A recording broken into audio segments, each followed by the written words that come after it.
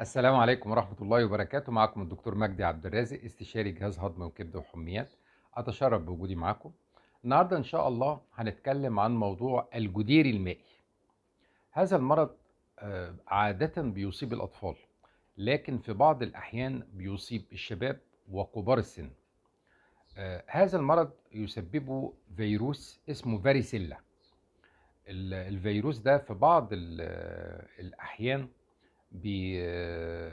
بيكمن في العقد العصبية، وفيما بعد عشرات السنين بيظهر مرة أخرى. نسميه الحزام الناري في تلت الحالات. من ضمن الحاجات المهمة اللي لازم نعرفها عن الجدير المائي، طبعا هو في بعض الدول العربية بنسميه العنجز أو الحماق. هذا المرض زي ما اتفقنا هو عادة بيصيب الأطفال.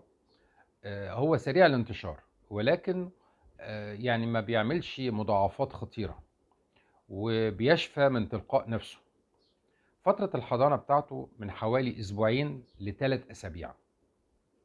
بعدها بتبتدي الأعراض عبارة عن ارتفاع في درجة الحرارة، وهمدان في الجسم، وصداع، آلام في العضلات.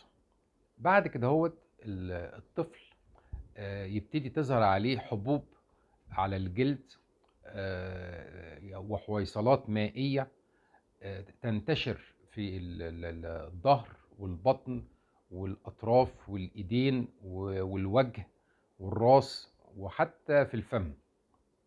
طبعا الفترة دي بيبقى الطفل فيها معدي، وبتستمر الأعراض دي من حوالي أسبوع ل10 أيام.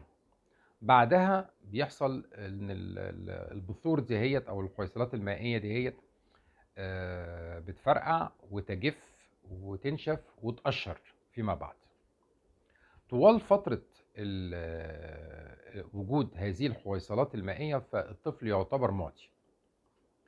طيب، بالنسبه للمضاعفات، عاده ما بيعملش مضاعفات، لكن في بعض الأحيان بنلاقي إن عن طريق الهرش الطفل ممكن يعور نفسه، وممكن تدخل بعض الميكروبات البكتيرية تؤدي إلى ظهور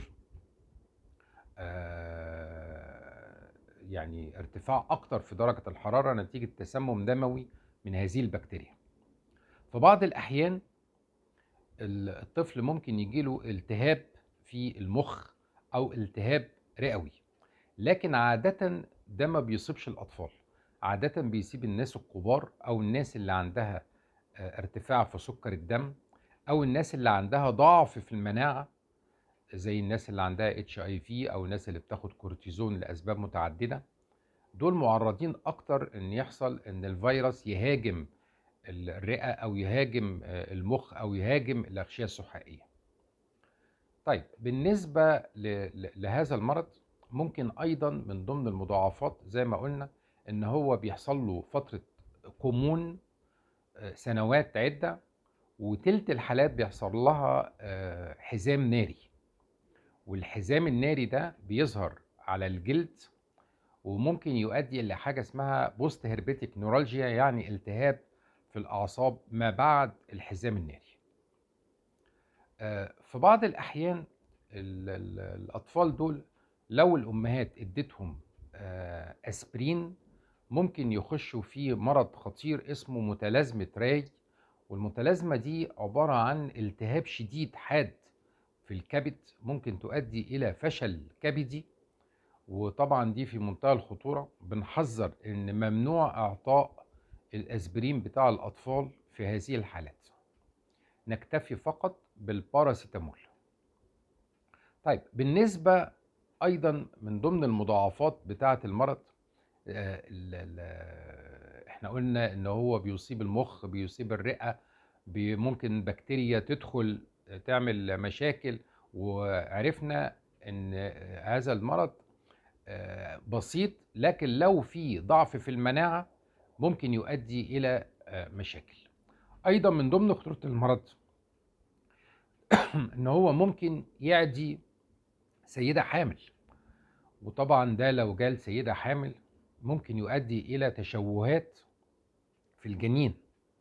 وطبعا احنا بنحذر من هذا وبننصح الحوامل بالابتعاد عن اي مريض عنده جديري مائي، سواء طفل او شاب او اي حالة، ما تقربش منه. طب هو ازاي المريض ده بيعدي عن طريق الكحة او العطس، يعني عن طريق الافرازات بتاعة الجهاز التنفسي، او عن طريق الملامسة، يعني الحويصلات المائية دهيت اللي موجودة على جلده فيها الفيروس، وبالتالي فهو معدي.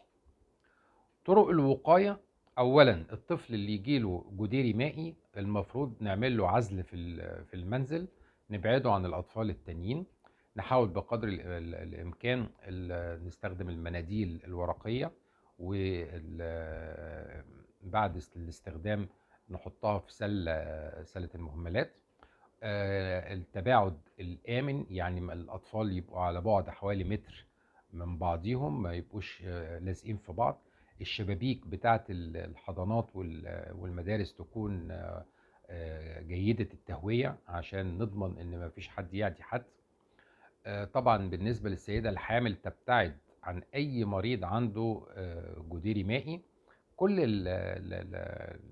الحاجات دهيت هتحسن من طرق الوقاية. طيب بالنسبة أيضا في تطعيم للجديري بيتاخد من سن سنة لسن 18 شهر، الجرعة الأولى. الجرعة الثانية بتتاخد من سن 4 سنوات ل6 سنوات، وده مفيد جدا جدا جدا، وبيمنع ان العدوى تيجي بقوة. ممكن تيجي العدوى لكن مش هتيجي بنفس القوة اللي بيجيها الميكروب.